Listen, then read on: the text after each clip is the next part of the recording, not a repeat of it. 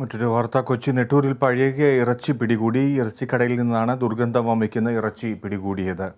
സ്ഥലത്ത് ആരോഗ്യ വിഭാഗം പരിശോധന നടത്തി. വിവരങ്ങളുമായി അശ്വതി ചേരുന്നു. അശ്വതി, എത്രമാത്രം ഇറച്ചി, ദുർഗന്ധം വമിക്കുന്ന ഇറച്ചി പിടികൂടിയിട്ടുണ്ട്? പരിശോധനകൾ എങ്ങനെ? ഫിജി 8 കിലോയോളം വരുന്ന ഇറച്ചിയാണ് ഇപ്പോൾ പിടികൂടിയിരിക്കുന്നത്. പക്ഷേ ഈ പഴകിയ ഇറച്ചി അതിൽ കൂടുതൽ ഉണ്ടാകുമെന്നാണ് ആരോഗ്യ വിഭാഗം പറയുന്നത്. കാരണം ഈ ഇറച്ചി പല ആളുകൾക്കും വിതരണം ചെയ്തിട്ടുണ്ട്. ആ വിതരണം ചെയ്ത ആളുകൾക്ക് എത്രത്തോളം ഉണ്ട് എന്ന കാര്യത്തിൽ ഇപ്പോഴും വ്യക്തതയില്ല. കോർപ്പറേഷന്റെ ആരോഗ്യ വിഭാഗമാണ് ഈ ഇറച്ചി പിടികൂടിയിരിക്കുന്നത്. നെട്ടൂരിലെ ഒരു ഇറച്ചിക്കടയിൽ നിന്നാണ് ഇത് പിടികൂടിയത്. ആലുവ സ്വദേശിയായ സലാം എന്നയാളാണ് ഈ കട നടത്തുന്നത്. ഈ കടയുടെ യഥാർത്ഥ ഉടമ ആരാണെന്ന കാര്യത്തിൽ നിലവിൽ വ്യക്തതയില്ല. റിജാസ് എന്ന ആളാണ് ഇവിടേക്ക് ഇറച്ചി സപ്ലൈ ചെയ്തിട്ടുള്ളത്.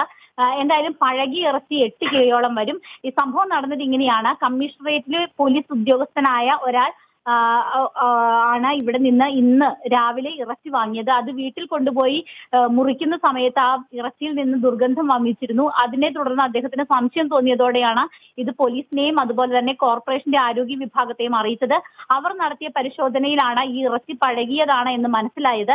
നിരവധി ആളുകൾ, ഇന്ന് ഞായറാഴ്ച കൂടിയാണ്, നിരവധി ആളുകൾ ഇവിടെ നിന്ന് ബീഫ് വാങ്ങിച്ചിട്ടുണ്ട്.